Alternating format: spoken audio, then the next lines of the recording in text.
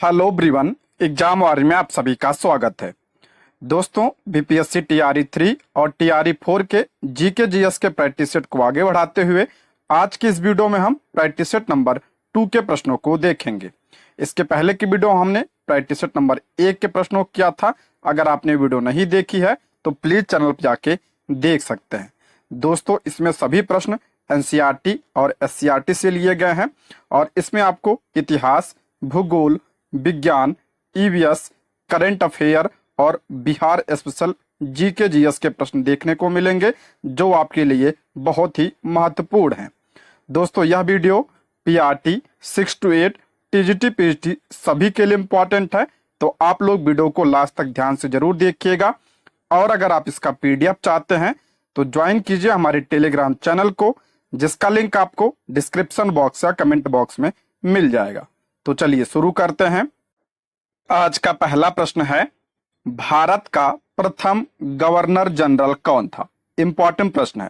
भारत का प्रथम governor general कौन था? तो लॉर्ड विलियम बेंटिक भारत का प्रथम गवर्नर जनरल था, लॉर्ड विलियम बेंटिक। तो ऑप्शन में नहीं दिया है, तो इसलिए इसका राइट आंसर हो जाएगा ऑप्शन ई, इनमें से कोई नहीं। ऑप्शन इसका करेक्ट आंसर हो जाएगा। देखिए, अगर पूछा जाए बंगाल का पहला गवर्नर कौन था, तो बंगाल का पहला गवर्नर लॉर्ड क्लायू था। लॉर्ड क्लायू बंगाल का पहला गवर्नर था। बंगाल का पहला गवर्नर जनरल कौन था? तो Warren Hastings. Warren Hastings Bengal का पहला गवर्नर जनरल था। रेगुलेटिंग एक्ट 1773 के तहत वारेन हेस्टिंग को बंगाल का प्रथम गवर्नर जनरल नियुक्त किया गया था। इंपॉर्टेंट है ये एक्ट, ध्यान रखिएगा। पूछा जाता है कि किसके माध्यम से वारेन हेस्टिंग को बंगाल का पहला गवर्नर जनरल नियुक्त किया गया था? तो रेगुलेटिंग एक्ट 1773 के माध्यम से। ठीक है। अगला है भारत का पहला गवर्नर जनरल। देखिए, ये दोनों तो आपका बंगाल का था। अब पूछ रहा है भारत का पहला गवर्नर जनरल। तो भारत का पहला गवर्नर जनरल कौन था? तो लॉर्ड विलियम बेंटिक भारत का पहला गवर्नर जनरल था। 1833 के चार्टर अधिनियम द्वारा बंगाल के गवर्नर जनरल को भारत के गवर्नर जनरल के रूप में नामित किया गया। ये इंपॉर्टेंट है, पॉइंट ध्यान रखिएगा। अगर पूछा जाए किस अधिनियम के द्वारा बंगाल का जो गवर्नर जनरल था उसे भारत का गवर्नर जनरल बना दिया गया, तो 1833 के चार्टर अधिनियम के द्वारा। इंपॉर्टेंट है ये। भारत का प्रथम वायसराय कौन था? तो लॉर्ड कैनिंग। इंपॉर्टेंट है, भारत का प्रथम वायसराय कौन था? तो लॉर्ड कैनिंग था। नेक्स्ट है, स्वतंत्र भारत के प्रथम गवर्नर जनरल एवं अंतिम ब्रिटिश वायसराय। मोस्ट इंपॉर्टेंट है, स्वतंत्र भारत के प्रथम गवर्नर जनरल एवं अंतिम ब्रिटिश वायसराय कौन थे? तो लॉर्ड माउंटबेटन थे। नेक्स्ट है, स्वतंत्र भारत के प्रथम और अंतिम भारतीय गवर्नर जनरल कौन थे? तो स्वतंत्र भारत के प्रथम और अंतिम भारतीय गवर्नर जनरल चक्रवर्ती राजगोपालाचारी जी थे। ठीक है, सारे पॉइंट आप लोग ध्यान रखिएगा, इंपॉर्टेंट है। नेक्स्ट है, भारत में अंग्रेजों के समय में प्रथम जनगणना कब हुई? भारत में अंग्रेजों के समय प्रथम जनगणना कब हुई? तो इसका राइट आंसर हो जाएगा ऑप्शन सी, लॉर्ड मेयो के कार्यकाल में। ऑप्शन सी इसका करेक्ट आंसर हो जाएगा। व्याख्या देखते हैं। व्याख्या आप लोग ध्यान से देखिएगा, क्योंकि व्याख्या से आपके कई सारे प्रश्न क्लियर होंगे। ठीक है, देखते हैं।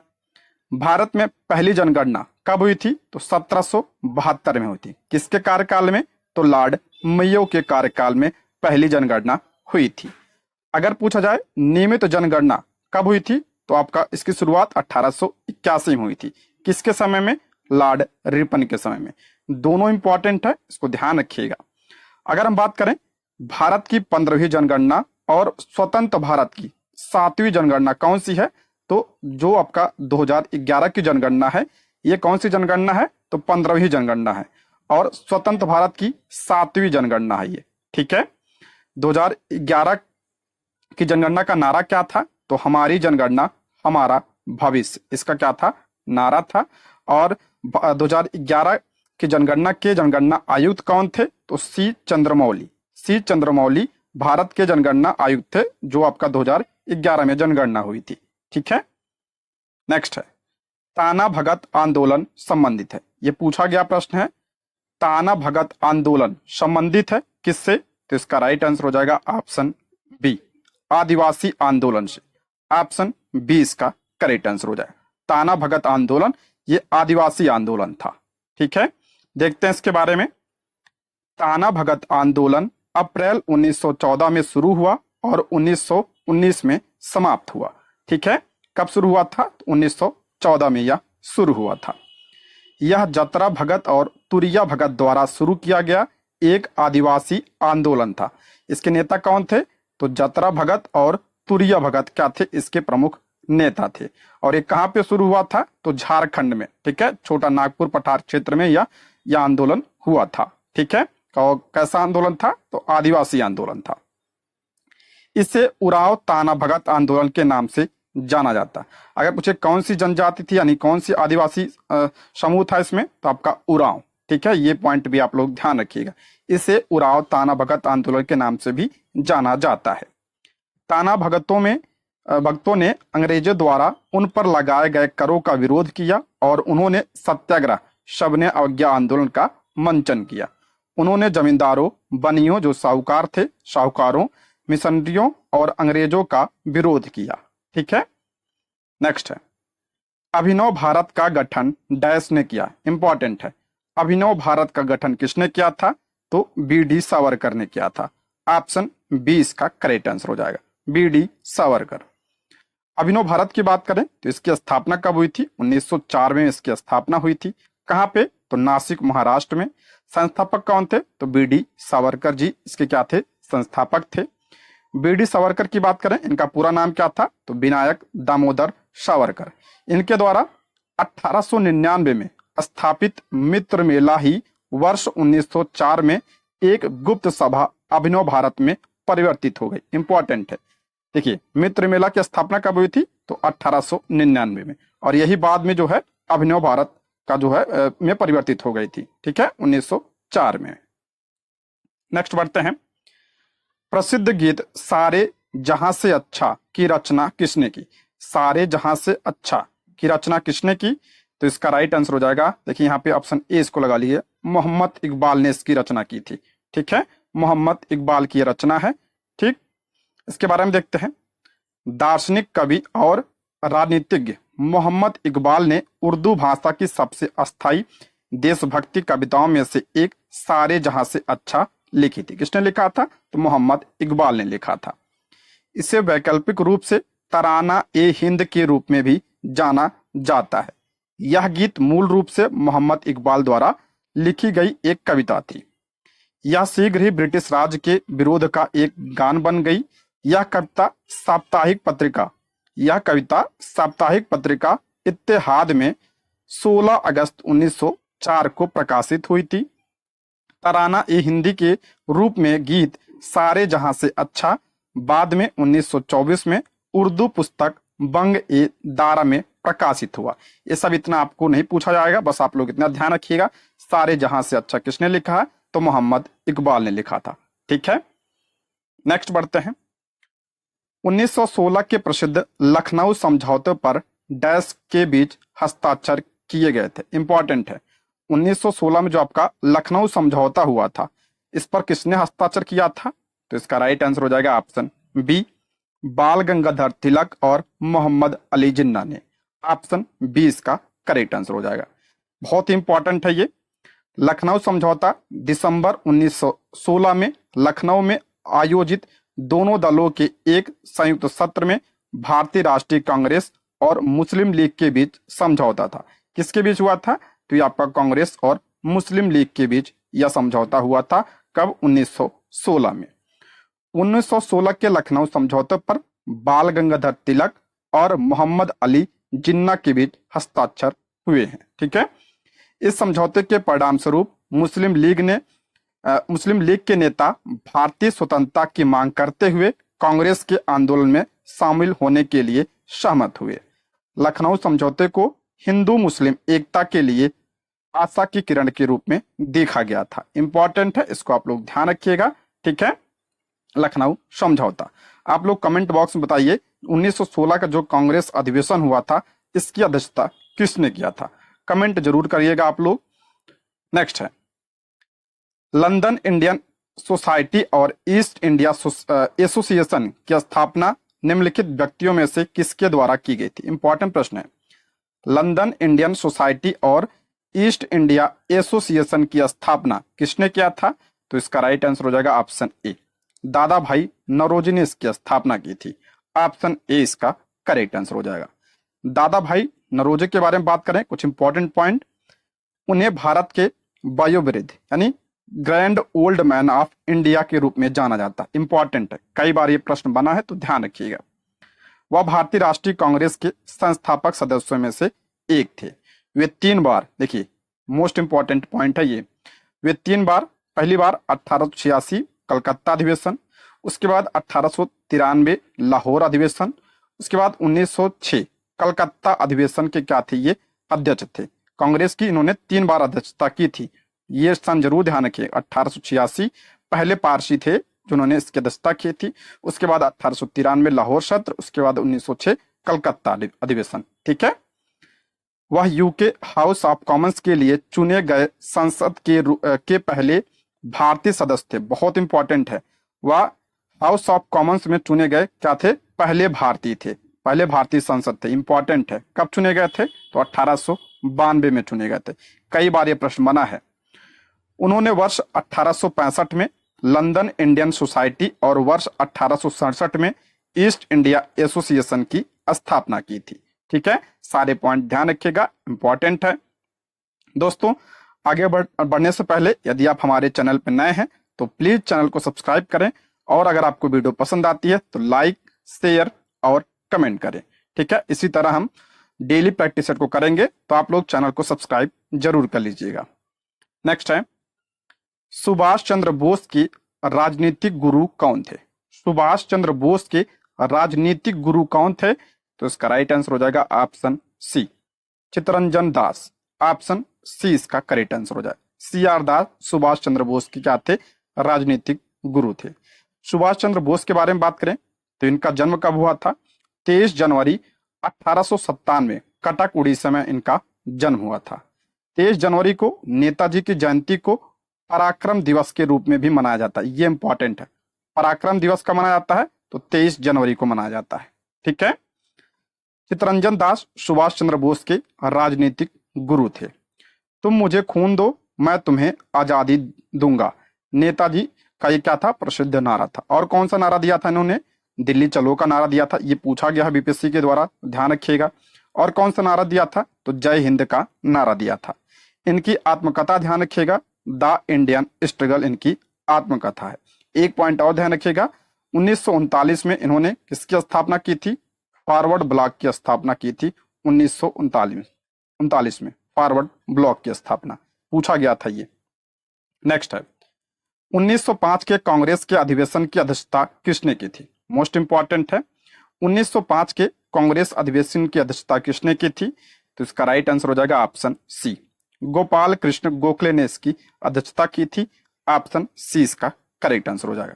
गोपाल कृष्ण गोखले के बारे में बात करें तो 1905 यह अधिवेशन कहां पे हुआ था? तो बनारस में यह अधिवेशन हुआ था। इसके अध्यक्ष कौन थे? तो गोपाल कृष्ण गोखले। कहां पे हुआ था? बनारस। ये जरूर ध्यान रखिएगा।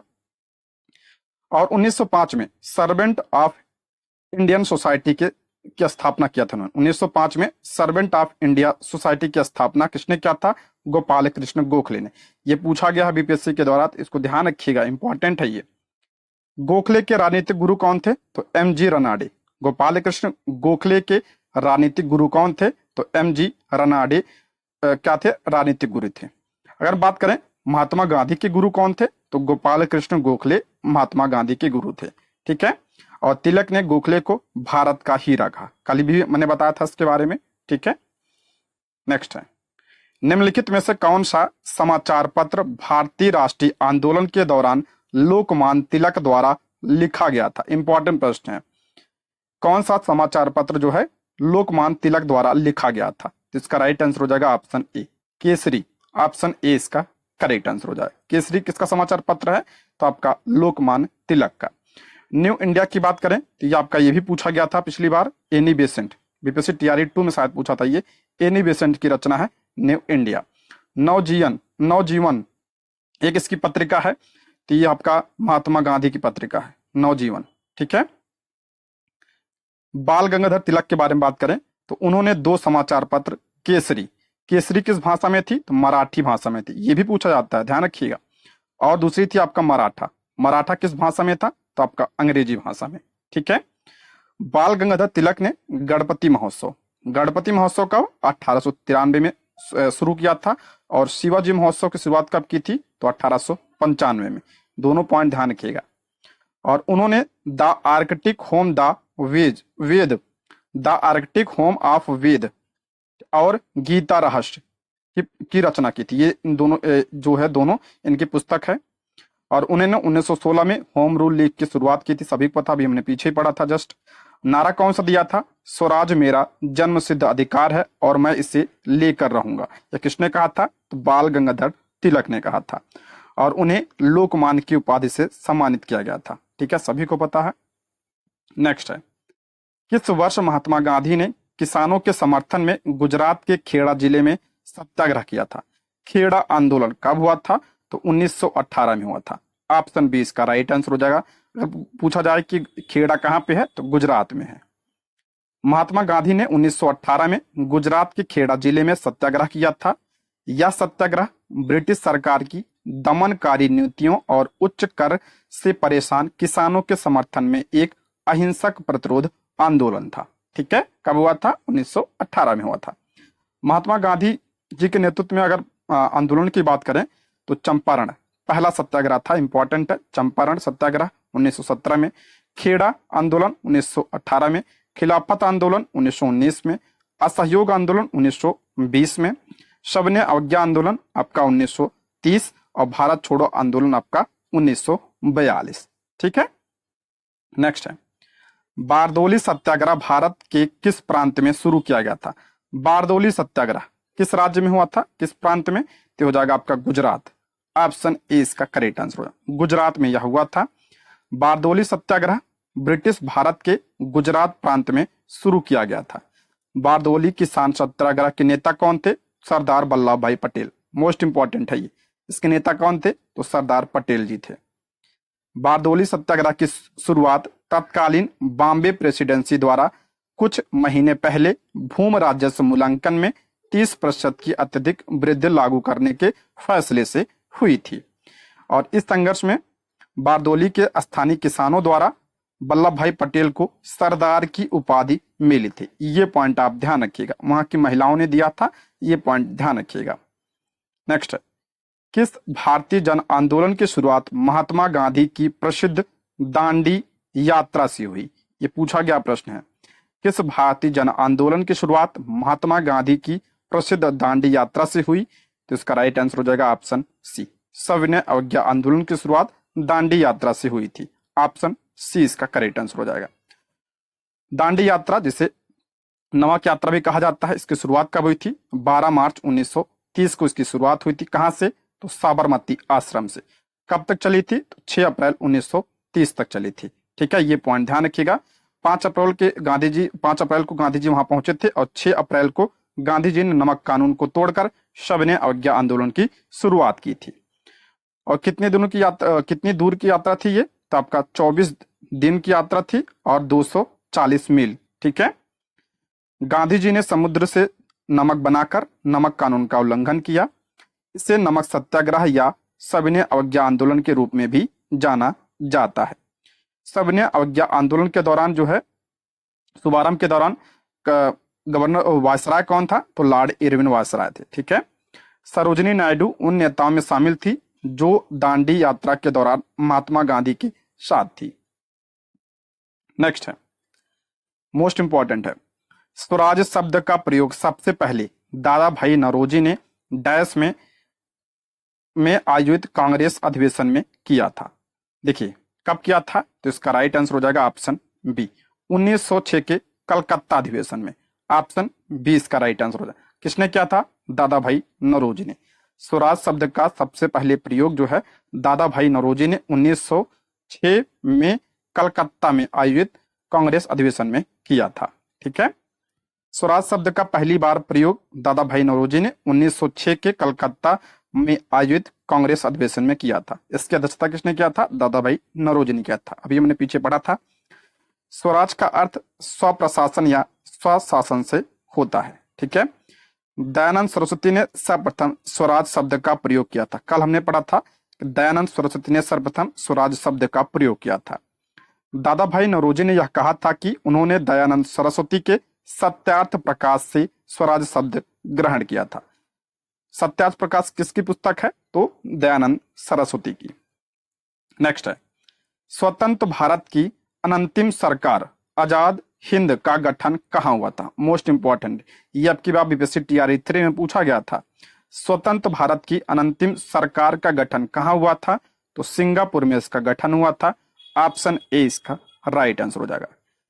21 अक्टूबर 1943 को सुभाष चंद्र बोस के नेतृत्व में निर्वासित भारतीयों द्वारा सिंगापुर में निर्वासित सरकार के रूप में स्वतंत्र भारत की अनंतिम सरकार की स्थापना की गई थी। इसे आजाद हिंद या स्वतंत्र भारत भी कहा जाता था। इसकी स्थापना किसने किया था? सुभाष चंद्र बोस ने किया था। कहां पे? तो सिंगापुर में किया था। ठीक है। नेक्स्ट है, महात्मा गांधी जी की अध्यक्षता में कांग्रेस का एकमात्र अधिवेशन था। इंपॉर्टेंट प्रश्न है, बीपीएससी टीआरई 2 में पूछा गया था ये। महात्मा गांधी की अध्यक्षता में कांग्रेस का एकमात्र वार्षिक अधिवेशन कौन सा था? तो आपका जो है ऑप्शन ए बेलगांव अधिवेशन जो 1924 में हुआ था। इसकी अध्यक्षता किसने किया था? तो महात्मा गांधी जी ने किया था। ऑप्शन ए इसका राइट आंसर हो जाएगा। कराची अधिवेशन 1931 की बात करें तो इसके अध्यक्ष कौन थे? तो सरदार वल्लभ भाई पटेल क्या थे? इसके अध्यक्ष सरदार वल्लभ भाई पटेल। और जो आपका कानपुर अधिवेशन 1925 में हुआ था, इसकी अध्यक्षता किसने किया था? तो सरोजनी नायडू ने इसकी अध्यक्षता की थी। ठीक है। नेक्स्ट बढ़ते हैं, देवबंद आंदोलन के केंद्र में स्थित संस्था दारुल उलूम देवबंद के संस्थापक कौन थे? इंपॉर्टेंट प्रश्न है। इसके संस्थापक कौन थे? ऑप्शन सी मोहम्मद कासिम नानोतवी और रशीद अहमद गंगोही। ऑप्शन क्या हो जाएगा? सी इसका राइट आंसर हो जाएगा। देवबंद आंदोलन की स्थापना और प्रसार का अभिन्न अंग दारुल उलूम देवबंद की स्थापना 1866 में मोहम्मद कासिम नानोतवी और राशिद अहमद गंगोई ने की थी। इन संस्थापकों ने अन्य इस्लामी विद्वानों के साथ एक ऐसी संस्था स्थापित करने का लक्ष्य रखा जो इस्लामी शिक्षा प्रदान करेगी और ब्रिटिश भारत में मुसलमानों की बिगड़ती स्थिति का प्रतिकार करेगी। ठीक है। नेक्स्ट है, lectures from Colombo to Almora किसके द्वारा लिखी गई पुस्तक है? इंपॉर्टेंट प्रश्न है। Lectures from Colombo to Almora किसके द्वारा लिखी गई पुस्तक है? तो इसका राइट आंसर हो जाएगा option A Swami Vivekananda. Option A इसका करेक्ट आंसर हो जाएगा। देखिए, स्वामी विवेकानंद के बारे में बात करें, काफी इंपॉर्टेंट पॉइंट मैंने इसमें शामिल किया है। इनका जन्म जो है 12 जनवरी 1863 को हुआ था। और 12 जनवरी को कौन सा दिवस मनाया जाता है? तो राष्ट्रीय युवा दिवस मनाया जाता है। ये प्रश्न बनता है तो ध्यान रखिएगा। इनका मूल नाम क्या था? तो नरेंद्र दत्त इनका मूल नाम था। शिकागो धर्म सम्मेलन में इन्होंने भाग कब लिया था? तो आपका 11 सितंबर 1893 को इसमें भाग लिया था। रामकृष्ण मिशन की स्थापना इन्होंने किया था कहाँ पे? पश्चिम बंगाल के बेलूर मठ में। कब किया था? तो 1897 में रामकृष्ण मिशन की स्थापना स्वामी विवेकानंद ने किया था। रामकृष्ण की बात, परमहंस की बात करें तो ये क्या थे? इनके क्या थे? गुरु थे। ठीक है, रामकृष्ण परमहंस इनके गुरु थे। उनके द्वारा लिखी गई पुस्तकें Vartaman Bharat, lectures from Colombo to Almora और द ईस्ट एंड वेस्ट किसकी पुस्तक है? तो स्वामी विवेकानंद की पुस्तक है। नेक्स्ट है, ब्रह्म समाज की स्थापना किसने की? इंपॉर्टेंट प्रश्न है। ब्रह्म समाज की स्थापना किसने किया था? तो राजा राम मोहन राय ने किया था। ऑप्शन ए इसका राइट आंसर हो जाएगा। स्वामी विवेकानंद ने अभी बताया था 1897 में रामकृष्ण मिशन की स्थापना की थी। स्वामी दयानंद सरस्वती ने कल पढ़ाया था मैंने, आर्य समाज की स्थापना किया था 1875 ईस्वी में। ठीक है, ब्रह्म समाज की स्थापना राजा राम मोहन राय ने किया था। कब किया था? तो 1828 ईस्वी में ब्रह्म समाज की स्थापना की थी। राजा राम मोहन राय की बात करें तो इन्हें पुनर्जागरण का जनक कहा जाता है।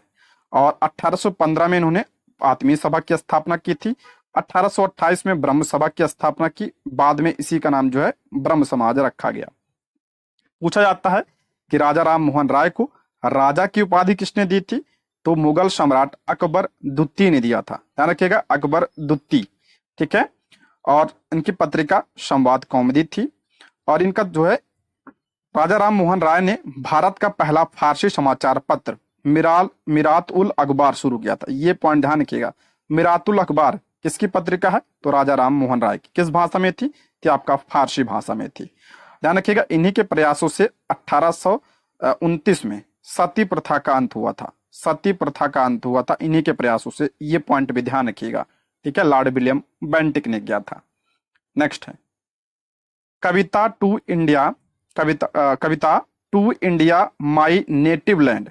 To India my native land किसके द्वारा लिखी गई थी, तो इसका राइट आंसर हो जाएगा ऑप्शन ए, हेनरी लुई विवियन डेरेजियो के द्वारा।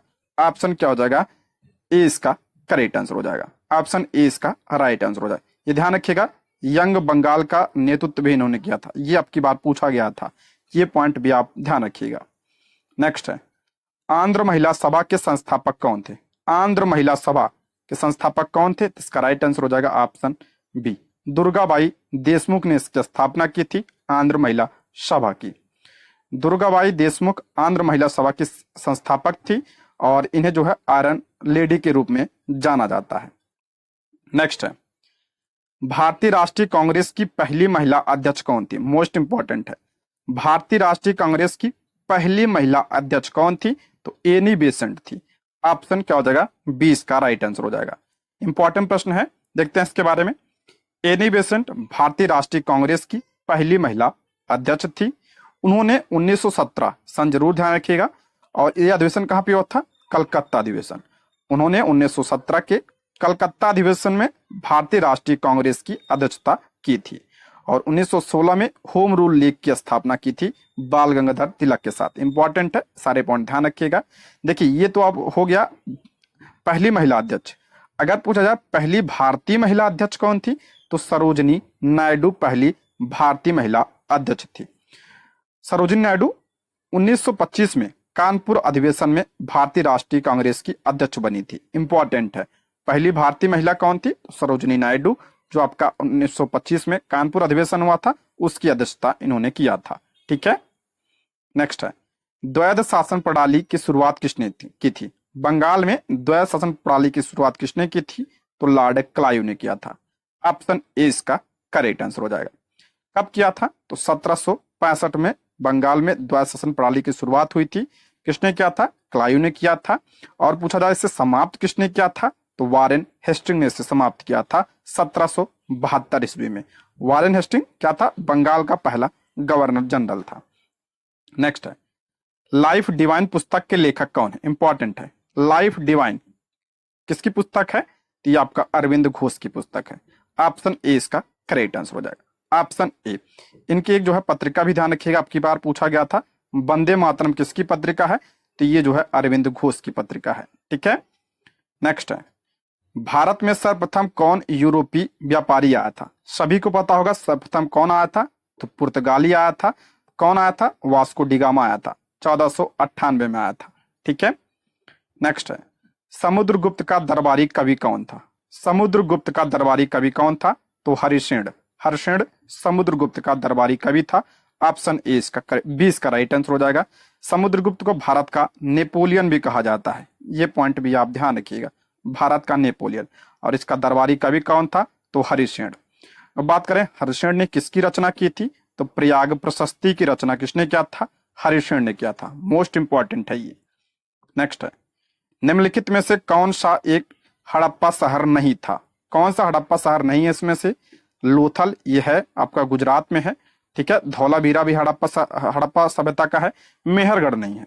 ऑप्शन सी इसका करेक्ट आंसर हो जाए। मेहरगढ़ ये जो है आपका नवपाषाण कालीन स्थल है, ठीक है, नवपाषाण कालीन स्थल है मेहरगढ़। मेहरगढ़ की बात करें तो सिंधु घाटी के पश्चिम में बलूचिस्तान पाकिस्तान के काची मैदान पर बोलन दर्रे के पास में स्थित क्या है, ये नवपाषाण कालीन स्थल है। यहां से किसके साक्ष्य मिले थे, पूछा जाता है मेहरगढ़ से, तो ये आपका जो है गेहूं और जौ के साक्ष्य यहाँ से सर्वप्रथम प्राप्त हुए थे, ये पॉइंट भी आप लोग ध्यान रखिएगा। पशुचारण के साक्ष्य प्राप्त हुए थे और धातु कर्म के साक्ष्य यहाँ से प्राप्त हुए। गेहूं और जौ जरूर ध्यान रखिएगा, कहाँ से प्राप्त हुए थे, नौपास मेहरगढ़ से प्राप्त हुए थे सर्वप्रथम। ठीक है, नेक्स्ट है जैन धर्म के पहले तीर्थंकर कौन थे, इंपॉर्टेंट है। जैन धर्म के पहले तीर्थंकर कौन थे, तो इसका राइट आंसर हो जाएगा ऑप्शन डी, इसका राइट आंसर हो जाएगा ऋषभ देव जैन धर्म के क्या थे, पहले तीर्थंकर थे। 23वां अक्सर एग्जाम पूछा था, 23वें कौन थे, तो आपका पार्श्वनाथ क्या थे, 23वें तीर्थंकर थे। 24वें तीर्थंकर कौन थे, तो आपका महावीर स्वामी क्या थे, आपके 24वें तीर्थंकर थे। ठीक है, नेक्स्ट है हड़प्पा सभ्यता की खोज किस वर्ष में हुई थी। हड़प्पा सभ्यता की खोज कब हुई थी, तो 1921 में इसकी खोज हुई थी। ऑप्शन ए इसका करेक्ट आंसर हो जाएगा। हड़प्पा की बात करें तो वर्तमान में किस देश में है, ये आपका पाकिस्तान के पंजाब प्रांत में है। किस नदी के किनारे है, तो रावी नदी के किनारे स्थित है ये।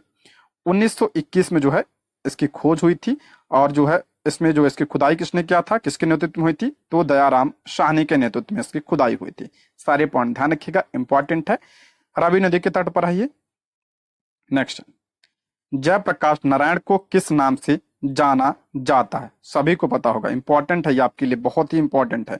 जयप्रकाश नारायण को किस नाम से, तो लोक नायक के नाम से इन्हें जाना जाता है। ऑप्शन 20 का राइट आंसर हो जाएगा।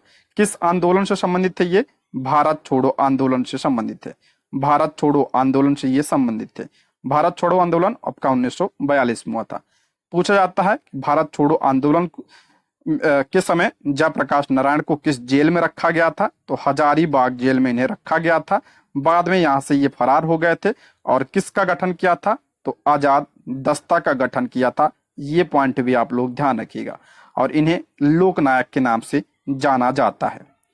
देखिए बात करें लोकमान के नाम से किन्हें जाना जाता है, अभी बताया था बाल गंगाधर तिलक। लोकनायक जयप्रकाश नारायण। लोक हितवादी के नाम से किसे जाना जाता है, तो गोपाल हरि देशमुख को। लोक नेता गोपीनाथ मुंडे। देश बंधु इंपॉर्टेंट है, चित्तरंजन दास, इन्होंने किसकी स्थापना की थी, स्वराज पार्टी की स्थापना की थी 1923 में। इन्हें किस नाम से जाना जाता है, तो देश बंधु। एक है आपका दीन बंधु, तो चार्ल्स एंड्रूज को क्या कहा जाता है, दीन बंधु के नाम से जाना जाता है। और जननायक के नाम से कर्पूरी ठाकुर को जाना जाता है। ठीक है, जननायक, ये आपका लोकनायक जयप्रकाश नारायण और जननायक कर्पूरी ठाकुर। नेक्स्ट है, अब हम साइंस के प्रश्नों को देखते हैं। खाना पकाने वाली गैस मुख्य रूप से निम्नलिखित में से कौन सी दो गैसों का मिश्रण है, यानी जो आपका एलपीजी गैस होता है इसमें किसका मिश्रण होता है, तो इसमें आपका प्रोपेन और ब्यूटेन पाया जाता है। ऑप्शन सी इसका राइट आंसर हो जाएगा। मुख्य रूप से ब्यूटेन होता है और प्रोपेन भी होता है इसमें। ठीक है, ऑप्शन सी इसका करेक्ट आंसर हो जाएगा। एलपीजी में आपका प्रोपेन और ब्यूटेन होता है।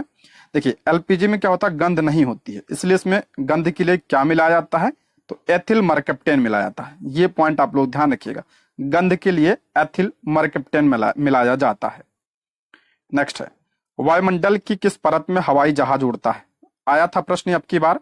वायुमंडल की किस परत में, कई बार बता चुका हूं, कल भी बताया था इसके बारे में, तो ऑप्शन सी, कल इसके बारे में मैंने डिटेल से बताया था, तो ऑप्शन सी इसका राइट आंसर हो जाएगा, समताप मंडल। दोस्तों अगर आपने कल वाली वीडियो नहीं देखी है तो प्लीज चैनल पर जाके देख सकते हैं। समताप मंडल, समताप मंडल में आपका कौन सी परत पाई जाती है, ओजोन परत पाई जाती है। देखिए क्षोभ मंडल सबसे निचली परत होती है, मौसम संबंधी जितने घटनाएं होती हैं इसी में होती हैं। समताप मंडल में आपका जो है ये आपका शांत मंडल होता है। कैसा मंडल होता है, शांत मंडल, और इसीलिए जो है वायुयान वगैरह यहाँ पे उड़ते हैं। मध्य मंडल सबसे ठंडा मंडल है, उसके बाद आयन मंडल ये आपका उपग्रह के लिए है, उसके बाद आपका बाह्य मंडल है। तो ऑप्शन सी इसका करेक्ट आंसर हो जाएगा। ओजोन मंडल इसी में पाई जाती है, ये पॉइंट भी आप लोग ध्यान रखिएगा। नेक्स्ट है, मल के द्वारा प्रदूषित पानी में मछलियों की मृत्यु हो जाती है, क्यों हो जाती है, तो इसका राइट आंसर हो जाएगा ऑप्शन 20 का करेक्ट आंसर हो जाएगा। ऑक्सीजन की कमी हो जाती है इसलिए जो है मछलियां मर जाती हैं। ठीक है, ऑप्शन 20 का करेक्ट आंसर हो जाएगा।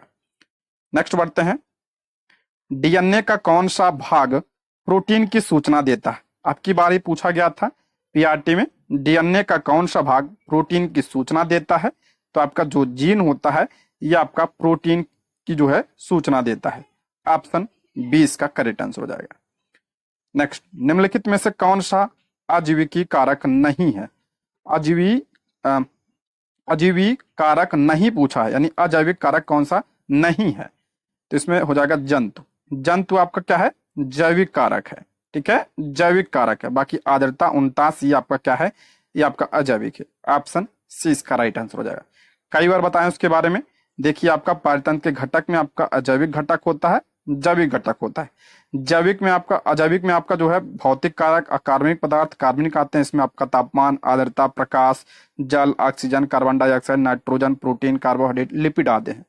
जैविक में आपका ये उत्पादक, जिसमें आपका हरे पौधे आते हैं, उपभोक्ता आपका जंतु आता है, और अपघटक आपके जो है सूक्ष्म जीव आते हैं। ये कैसे, ये आपका सजीव, जो सजीव होते हैं आपका जैविक में आते हैं, जो निर्जीव होते हैं वो आपका अजैविक में आते हैं, ठीक है। नेक्स्ट है, अपशिष्ट प्रबंधन में 3 R का सिद्धांत शामिल है। इंपॉर्टेंट प्रश्न है ये।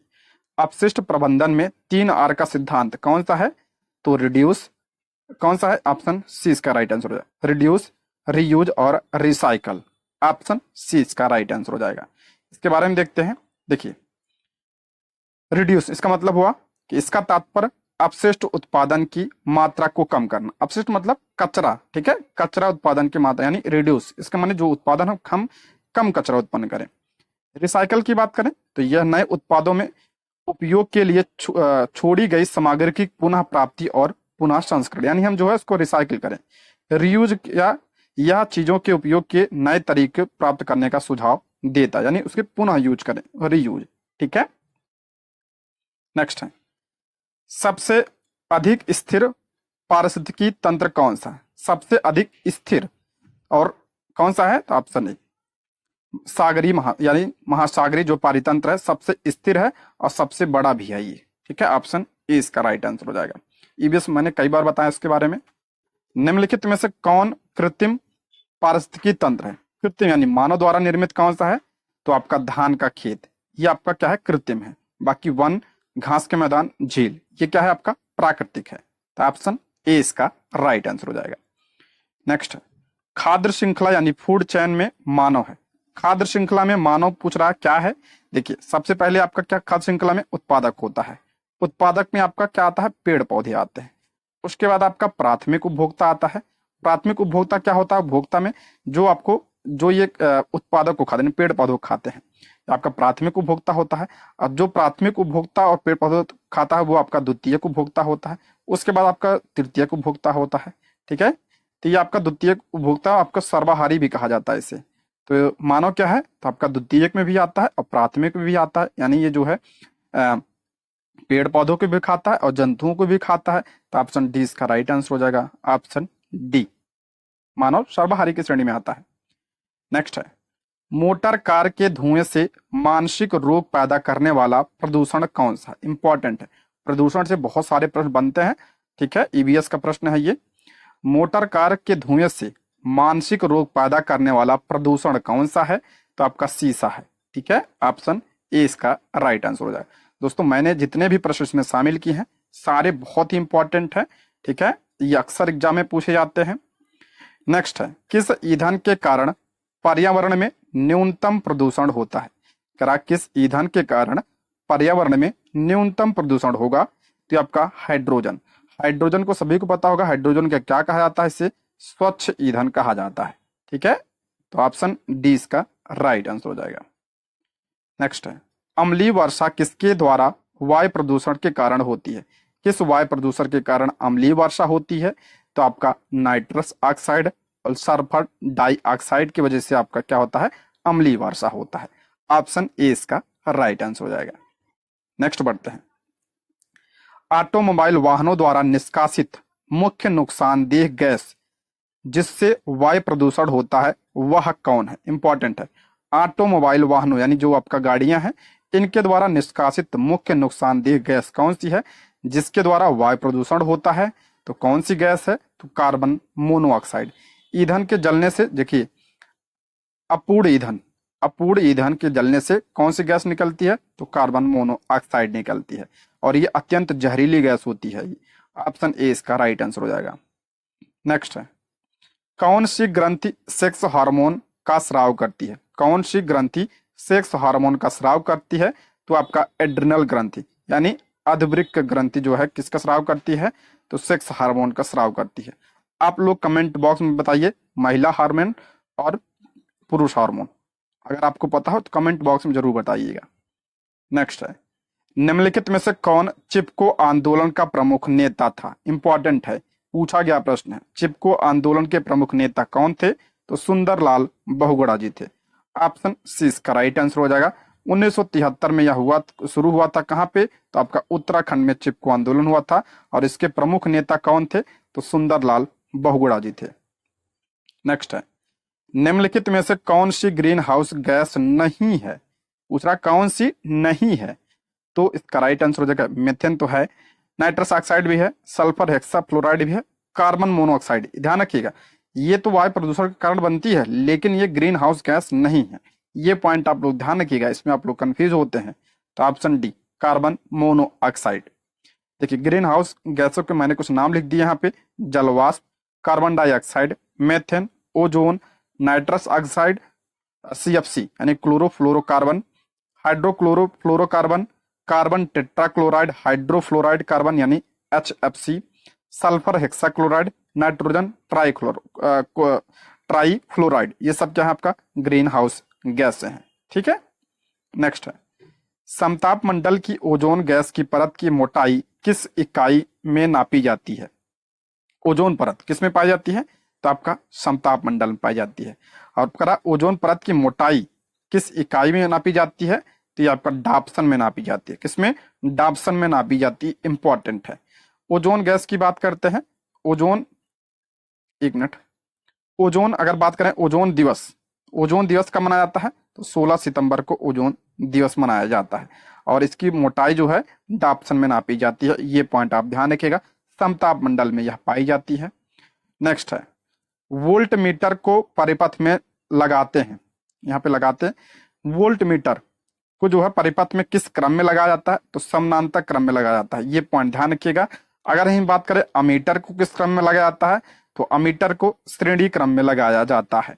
ठीक है, वोल्ट मीटर से आपका विभवांतर नापते हैं यानी विद्युत विभव नापते हैं वोल्ट मीटर से।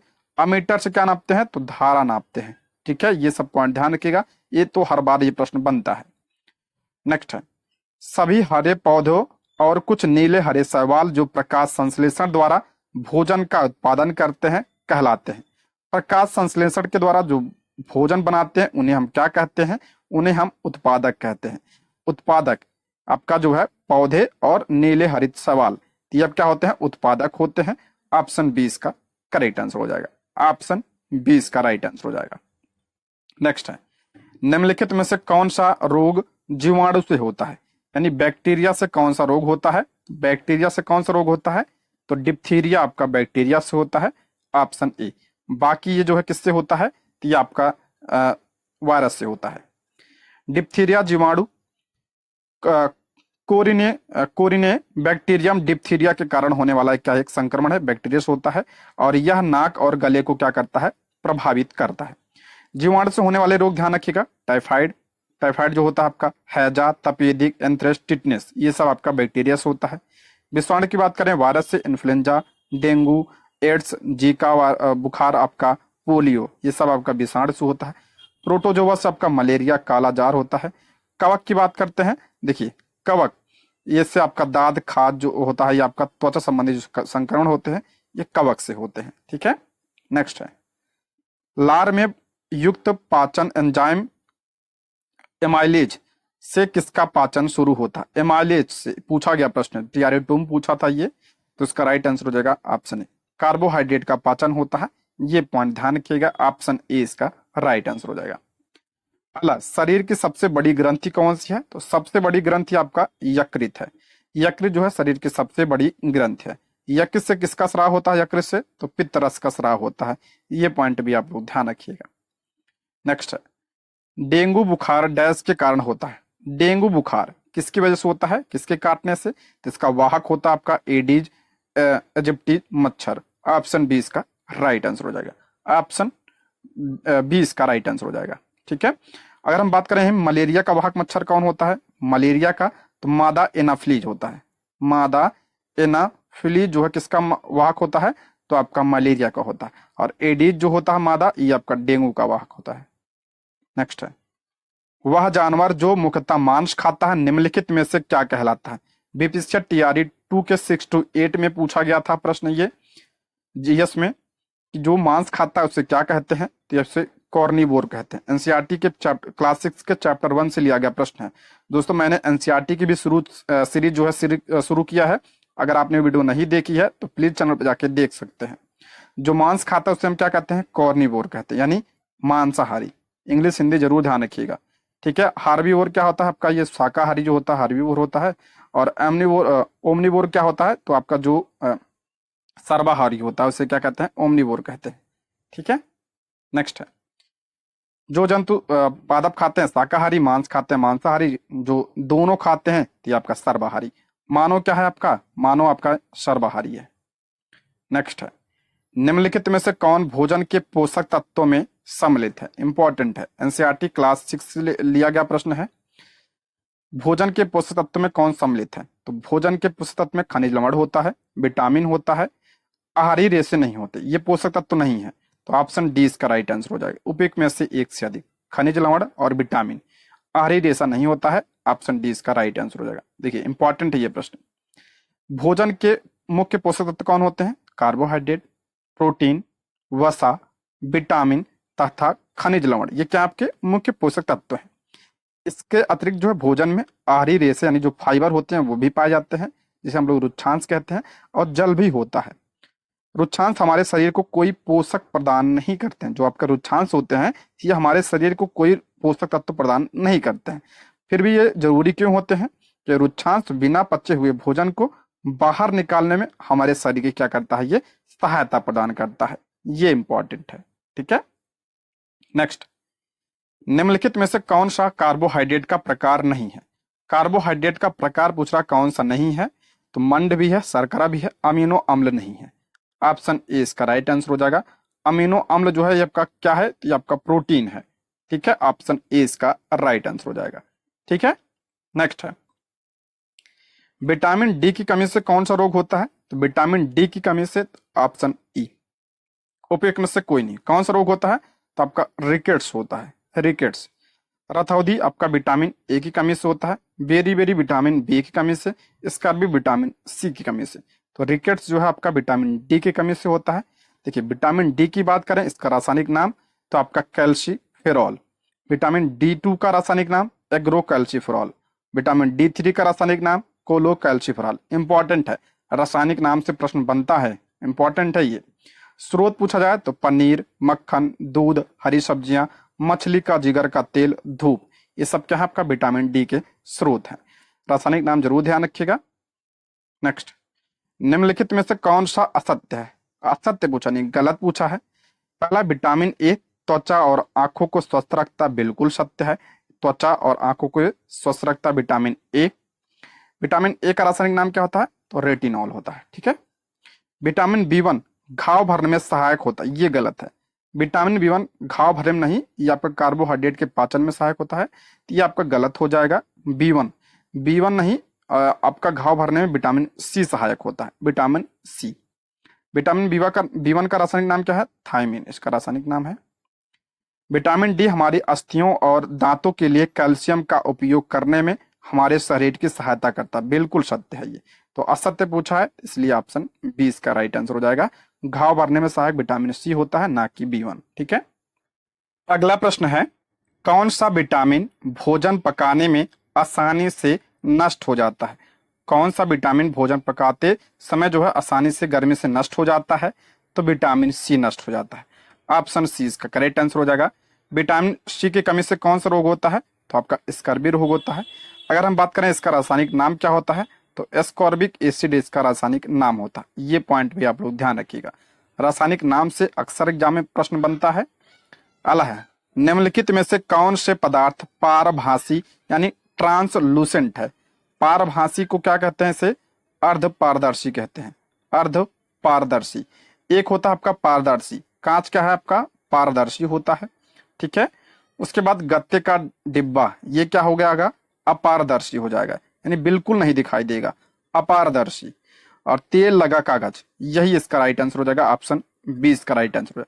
तेल लगा कागज क्या होता है, ये अर्ध पारदर्शी यानी धुंधला दिखाई देता है, ठीक है, आर पार जो है धुंधला थोड़ा दिखाई देता है, पारदर्शी में पूरा आर पार दिखाई देता है, और अर्ध पारदर्शी जिसे आप लोग पारभासी कहते हैं, ट्रांसलूसेंट, इसमें धुंधला दिखाई देता है, और पारदर्शी में बिल्कुल नहीं दिखाई देता, ठीक है। नेक्स्ट है, यहाँ से पॉलिटी के प्रश्न शुरू हो रहे हैं। लोकतंत्र के बारे में निम्नलिखित में से कौन सा कथन सही है, कौन सा कथन सही है लोकतंत्र के बारे में यहाँ पे दिया है। पहला है, यह सरकार के सबसे स्थिर रूप प्रदान करता है, गलत है। यह त्वरित और सही निर्णय लेने को सुनिश्चित करता है, ये भी आपका गलत है। यह सरकार की ओर से जवाबदेही निकालता है, बिल्कुल सही है, ये आपका सही है, ऑप्शन सी इसका करेक्ट आंसर। लोकतंत्र में जो होती है सरकार जो होती है वो जवाबदेह होती है, यानी ऑप्शन सी इसका राइट आंसर हो जाएगा। देखिए ऐसे ही प्रश्न आपके एग्जाम में बनते हैं, अब की बार ऐसे कई सारे प्रश्न बने थे। देखिए एक लोकतांत्रिक सरकार का एक लोकतांत्रिक जो सरकार होता है बेहतर सरकार है, क्योंकि यह सरकार का अधिक जवाबदेह रूप है, यानी जो सरकार होती है इसमें जवाबदेह होती है जनता के प्रति। लोकतंत्र नेतृत्व में बार बार बदलाव लाता है, कभी कभी यह बड़े फैसलों को पीछे कर सकता है और सरकार की दक्षता को प्रभावित कर सकता है, इसलिए आपका पहला गलत हो जाता है। निर्णय लेने में लोगों को शामिल करने से निर्णय लेने में देरी होती है, साथ ही यह गारंटी नहीं देता है कि सहभागी निर्णय अच्छे होंगे, इसलिए जो है आपका बी गलत हो जाएगा। यहाँ पे दिया था ना, यह त्वरित और सही निर्णय लेने में सुनिश्चित करता नहीं, ठीक है, ये भी गलत है, ऑप्शन सी इसका सिर्फ सही है, जवाबदेह होता है इसमें। नेक्स्ट है, किसी देश के संविधान और राज्य व्यवस्था के संदर्भ में निम्नलिखित में से कौन सा कथन सही है। संविधान और राज्य व्यवस्था के बारे में दिया है, कौन सा कथन सही है। पहला है, एक संविधान एक क्षेत्र में रहने वाले लोगों के बीच संबंध और लोगों और सरकार के बीच संबंधों को निर्धारित करता है, बिल्कुल सत्य है। संविधान क्या होता है, एक नियम होता है जिसके द्वारा जो है किसी देश का शासन चलता है, सही है। जिस देश का संविधान है जरूरी नहीं है कि वह लोकतांत्रिक में, बिल्कुल सत्य है। देखिए जिस देश का संविधान है जरूरी नहीं है कि वो लोकतांत्रिक हो, जैसे आप ले लीजिए चीन को, चीन में आपका क्या है, वहां पे संविधान है लेकिन वहां पे लोकतंत्र नहीं है, तो ये आपका सही है। अगला है, एक संविधान सरकार की शक्तियों की सीमा निर्धारित करता है, बिल्कुल सत्य है। देखिए शक्तियों की सीमा निर्धारित करता संविधान, यानी सरकार अपनी मनमानी नहीं कर सकती है, ये सब संविधान में लिखा होता है, बिल्कुल सत्य है। ये भी सही है, ये भी सही है, यानी ऑप्शन डी उपयुक्त में से एक से अधिक। नेक्स्ट है, सरकारिया आयोग की सिफारिश निम्नलिखित में से किससे संबंधित है। सरकारिया आयोग की सिफारिश ये आपका केंद्र राज्य संबंध से संबंधित है, ऑप्शन सी इसका करेक्ट आंसर हो जाएगा। सरकारिया आयोग की स्थापना कब हुई थी, तो 1883 में इसकी स्थापना हुई थी, ये पॉइंट ध्यान रखिएगा। सरकारिया आयोग का चार्टर विभिन्न विभागों पर केंद्र राज्य संबंधों की जांच करना और आयोग के संविधान के ढांचे में बदलाव का सुझाव देना था, ठीक है। आयोग का नाम इसलिए पड़ा क्योंकि जो है इसके अध्यक्ष कौन थे, तो रणजीत सिंह सरकारिया, इन्हीं के नाम पे जो है इसका नाम सरकारिया आयोग रखा था। इसका नाम ध्यान रखिएगा, इनका नाम अध्यक्ष कौन थे, तो रणजीत सिंह सरकारिया।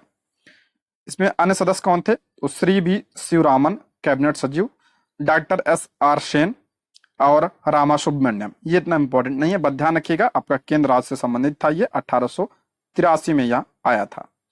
नेक्स्ट है, निम्नलिखित में से कौन भारतीय संविधान की संघीय विशेषता है, मोस्ट इंपॉर्टेंट है ये, ऐसे प्रश्न आपके एग्जाम बनते हैं, बीपीएससी ऐसे प्रश्न बहुत पूछता है। संघीय विशेषता पूछ रहा, भारतीय संविधान की संघीय व्यवस्था यानी भारत संघ है, इसका क्या विशेषता है इसमें। लिखित संविधान है, बिल्कुल सत्य है, लिखित संविधान है, जो आपका संघीय जो होते हैं उसमें लिखित संविधान बिल्कुल सत्य है। एकीकृत न्यायपालिका नहीं, एकीकृत नहीं है, ये आपका किसकी विशेषता है, तो संसदीय प्रणाली की विशेषता है ये। संविधान की सर्वोच्चता ये आपका सही है, यानी ए और सी, ऑप्शन डी इसका करेक्ट आंसर हो जाए, उपयुक्त में से एक से अधिक। यहाँ पे देखिए भारतीय संविधान की जो एकात्मक, भारतीय संविधान आपने पढ़ा होगा कि ये एकात्मक भी है और संघात्मक भी है, तो इसमें जो एकात्मक विशेषताएं हैं वो कौन कौन सी है, क्योंकि भारत में एकीकृत न्यायपालिका यानी एक न्यायपालिका है, बिल्कुल सत्य है। ये आपका जो सुप्रीम कोर्ट होता है ये सबसे बड़ा होता है, यही बात कर रहा है, ये बिल्कुल सही है। एकल संविधान, भारत में क्या है, एकल संविधान है। मजबूत केंद्र है, बिल्कुल सत्य है, ये केंद्र जो है मजबूत होता है। एकल नागरिकता है, ये भी सही है, ठीक है, और अखिल भारतीय सीमाएं, ये सब क्या है, एकात्मक विशेषता है। संघीय व्यवस्था की बात करें हम, तो भारत में लिखित संविधान है। संविधान की सर्वोच्चता होती है, इसमें शक्तियों का विभाजन होता है, यानी जो आपका शक्तियों का इसमें विभाजन होता है, आपके दो अलग अलग सरकारें होती हैं, और न्यायपालिका, कार्यपालिका, विधायिका जो अलग अलग इसमें जो शक्तियों का विभाजन होता है, और स्वतंत्र न्यायपालिका होती है। इसमें द्विसदन होते हैं, ठीक है, द्विसदन होते हैं इसमें, और संविधान की कठोरता होती है, और दो सरकारें। ये आपका भारतीय संविधान की क्या है, संघीय विशेषताएं हैं। ठीक, नेक्स्ट है डैश विश्व का सबसे बड़ा लोकतंत्र है। तो भारत जो है विश्व का सबसे बड़ा लोकतंत्र है, और भारत का जो संविधान है सबसे बड़ा लिखित संविधान है, सबसे बड़ा लिखित संविधान है। ये पॉइंट भी आप ध्यान रखिएगा। नेक्स्ट है भारत के राष्ट्रपति के महाभियोग की प्रक्रिया डैश है। महाभियोग की प्रक्रिया कैसी है, तो ये अर्ध न्यायिक प्रक्रिया है। ऑप्शन ए इसका राइट आंसर हो जाएगा। महाभियोग की प्रक्रिया जो है किस आर्टिकल में है, तो आर्टिकल 61 में है ये। और कैसी प्रक्रिया है, तो अर्ध न्यायिक प्रक्रिया है। किस देश के संविधान से लिया गया है ये, अमेरिका के संविधान से यह लिया गया है। ठीक है, नेक्स्ट है भारतीय संविधान में नागरिकता से संबंधित भाग किस देश के संविधान से प्रेरणा लेता है, यानी जो आपका नागरिकता है किस देश के संविधान से लिया गया है, तो ब्रिटेन के संविधान से लिया गया है। भारत में कैसी नागरिकता है, तो एकल नागरिकता है। कैसी नागरिकता है, एकल नागरिकता है। ये पॉइंट आप लोग ध्यान रखिएगा। कहां से लिया गया है ये, तो ब्रिटेन से लिया गया है। देखिए ब्रिटेन से क्या क्या लिया गया है, ये लिस्ट जरूर ध्यान रखिएगा। ब्रिटेन से संसदीय सरकार लिया गया है, विधि शासन, विधायी प्रक्रिया, एकल नागरिकता लिया गया है, मंत्रिमंडल प्रणाली भी यहीं से लिया गया है, संसदीय विशेषाधिकार, द्विसदनीय प्रणाली और विशेषाधिकार प्रादेश, ये सब ब्रिटेन से लिए गए हैं। अमेरिका से क्या लिया गया है, मौलिक अधिकार, न्यायपालिका की स्वतंत्रता, न्यायिक समीक्षा, राष्ट्रपति का महाभियोग, सर्वोच्च न्यायालय और उच्च न्यायालय के न्यायाधीशों का निष्कासन और उपराष्ट्रपति का पद, ये कहां से लिया गया है, तो अमेरिका के संविधान से लिया गया है। इंपॉर्टेंट है सारे पॉइंट। फ्रांस से क्या लिया गया है, तो गणतंत्र लिया गया है, स्वतंत्रता, समानता और बंधुत्व, कहां से लिया गया है, फ्रांस से। आयरलैंड से आपका डीपीएसपी यानी नीति निदेशक तत्व जो कहां से लिया गया है, आयरलैंड से लिया गया है। राज्यसभा के लिए सदस्यों का नामांकन भी यहां से लिया गया है, और राष्ट्रपति के चुनाव का तरीका ये आयरलैंड से लिया गया है। रूस के संविधान से क्या लिया गया है, मौलिक कर्तव्य लिया गया है, और प्रस्तावों में न्याय का आदर्श कहां से लिया गया है, तो रूस के संविधान से लिया गया है। सारे पॉइंट ध्यान रखिएगा। ठीक है, नेक्स्ट है उपराष्ट्रपति डैश का पदेन अध्यक्ष होता है। उपराष्ट्रपति किसका पदेन अध्यक्ष होता है, कई बार बता चुका हूं, राज्यसभा का पदेन अध्यक्ष होता है उपराष्ट्रपति। देखिए आर्टिकल 64 में कहा गया है कि जो उपराष्ट्रपति होगा वो राज्यसभा के क्या होगा, पदेन अध्यक्ष होगा। ठीक है, अगर उपराष्ट्रपति की पद की बात करें तो आर्टिकल 63 में है। राज्यसभा की बात करें किस आर्टिकल में है, तो आर्टिकल 80 में है। राज्यसभा कैसा सदन है, ये आपका उच्च सदन है। और कैसा सदन है, ये अस्थायी सदन है, यानी इसका विघटन नहीं किया जा सकता। ठीक है, और इसके सदस्यों का कार्यकाल कितना होता है, तो 6 वर्ष होता है।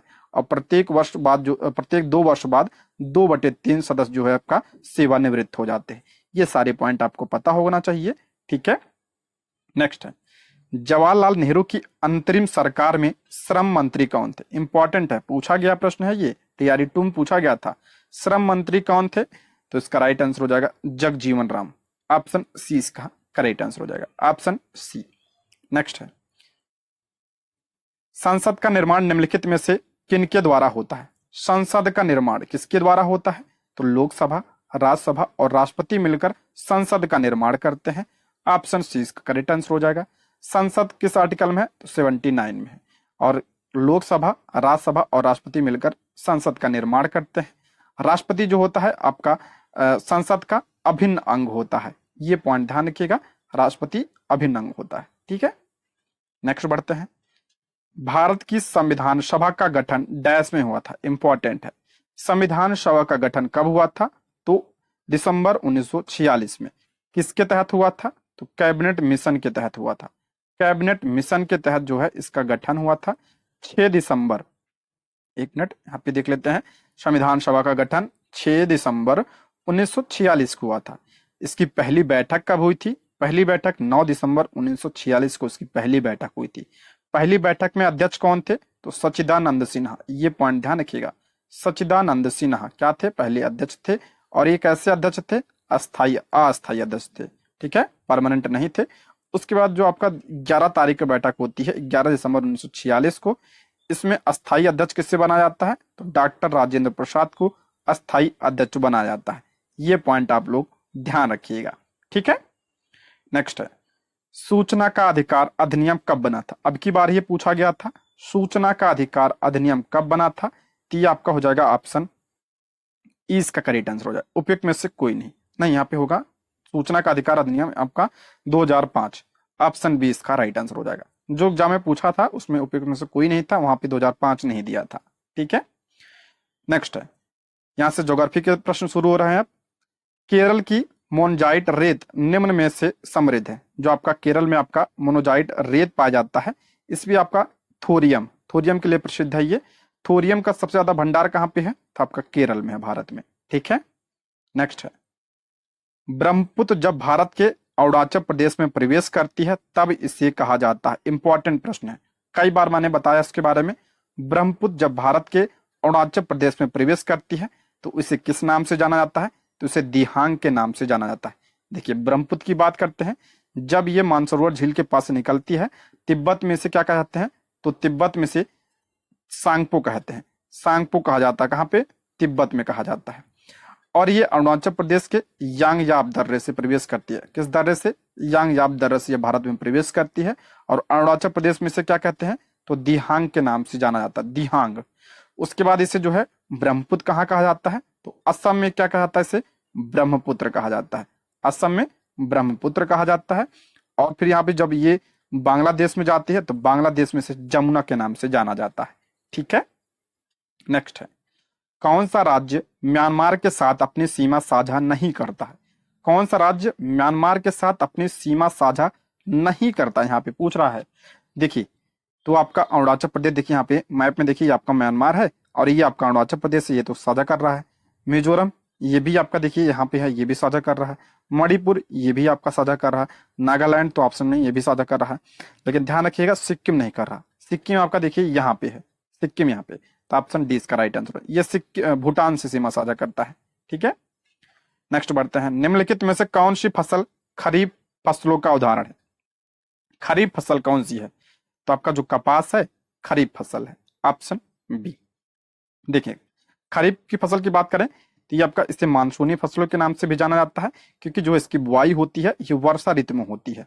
इसमें आपका चावल, मक्का, बाजरा, रागी, सोयाबीन, मूंगफली, कपास आ जाते हैं। इंपॉर्टेंट है, ऐसे ही आपका फसल का नाम दे देगा, ठीक है, और पूछ लेता है ऐसे ही। जायद की बात करते हैं, ये पूछा गया प्रश्न है जायद में। तो ये आपका जो गर्मी का मौसम होता है उसमें जो फसल बोई जाती है जायद की फसल होती है। इसमें आपका सब्जी वगैरह जो आपका कद्दू, ककड़ी, तरबूज, करेला, ये सब जायद की फसलें हैं।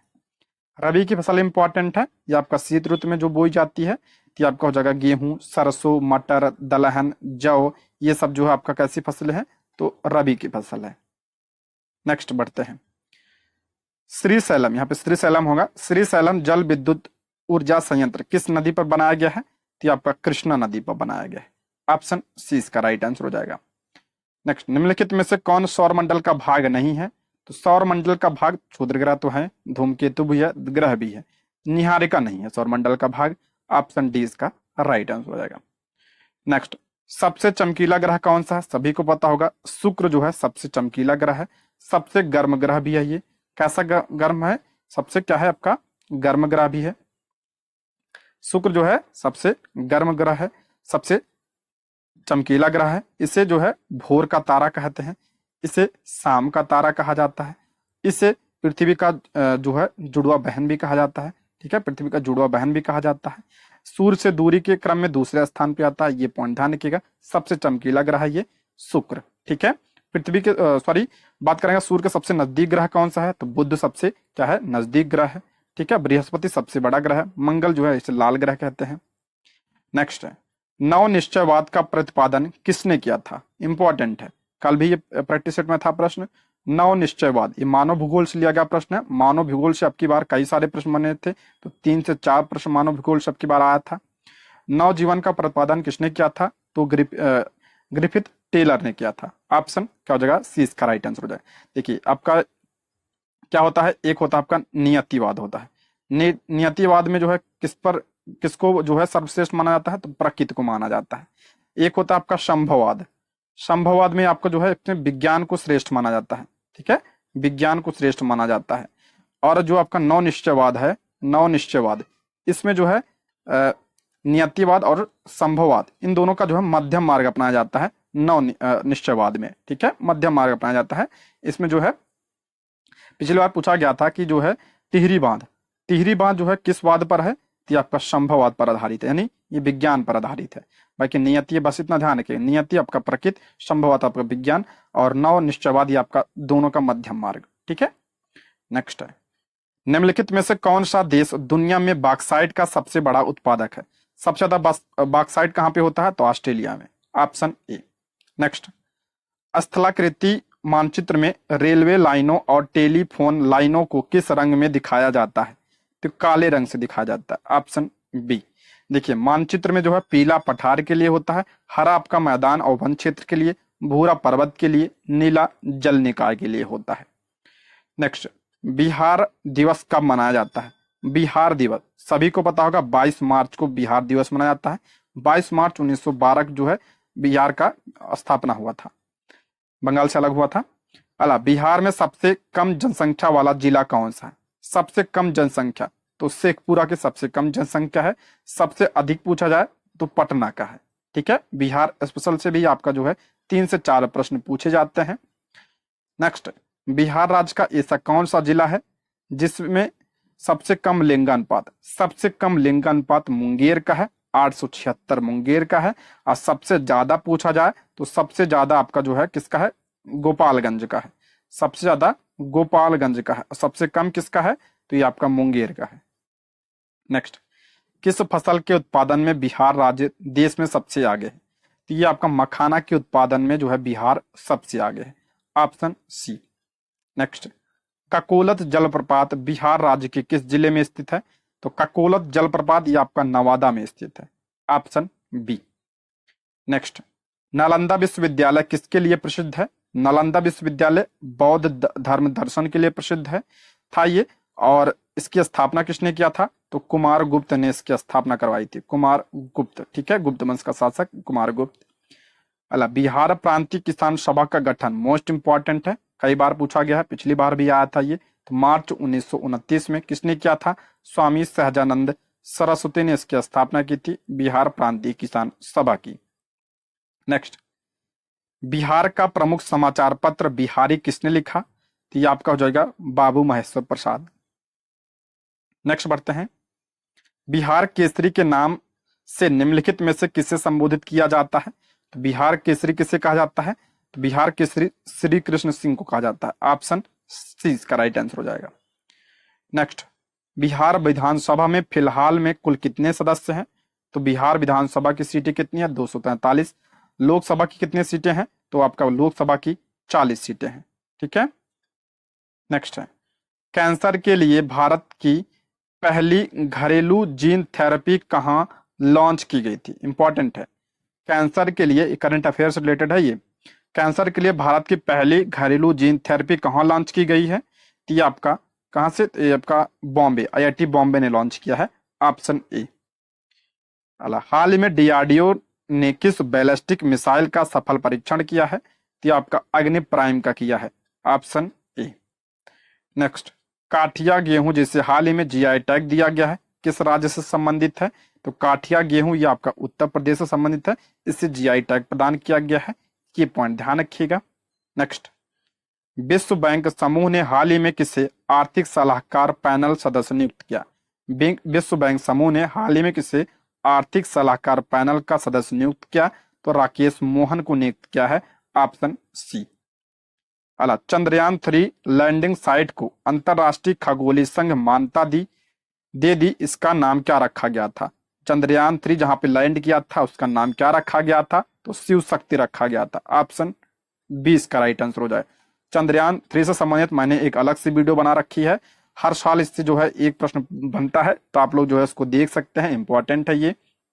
नेक्स्ट, हाल ही में चर्चा में रहा ऑपरेशन संकल्प निम्न में से किससे संबंधित है? तो ये आपका समुद्री सुरक्षा से संबंधित है, ऑपरेशन संकल्प। नेक्स्ट, कार्गो वॉल्यूम के मामले में भारत का सबसे बड़ा बंदरगाह कौन सा बन गया है?